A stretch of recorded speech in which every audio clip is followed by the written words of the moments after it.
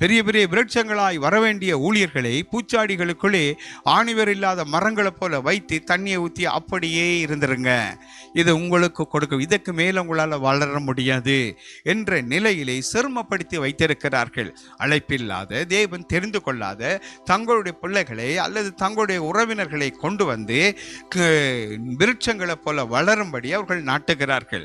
தேவனுடைய காற்று அடிக்கும் போது அந்த விருட்சங்கள் சரிந்து விழுந்துவிடும். மிக பெரிய விருட்சமாய் வந்து வளர்ந்து வளர்ந்து வளர்ந்து சொல்லிக்கக்கூடிய ஒரு பெரிய மரம். இந்த மரத்தை ஒரு பூச்சாடிக்குள்ள வைக்க முடியாது. இது ஒரு பகுதி நிலத்தை ஆக்கிரமிக்கக்கூடிய மாபெரும் மரம். இந்த மரத்தினுடைய ஆணி வேரை வெட்டிவிட்டு இதனுடைய விதையை போட்டு இந்த மரத்தை முளைக்க பண்ணிவிட்டு ஒரு குறிப்பிட்ட உயரத்துக்கு அது வளர்ந்த பிற்பாடு அந்த மரத்தை பிடுங்கி அதனுடைய ஆணி வேரை வெட்டிவிட்டு பூச்சாடிக்குள்ளே வைக்கிறார்கள். அது 10 வருஷமா அல்லது 50 வருஷமா அல்லது 20 வருஷமா இருந்தாலும் இந்த மரம் தங்களுடைய பரம்பரையின்படி அந்த பெரிய ஒரு மாபெரும் விருட்சமாய் வளராது. ஏனென்றா அது சின்ன பூக்கண்டுற சைஸில் தான் அது வளரும்.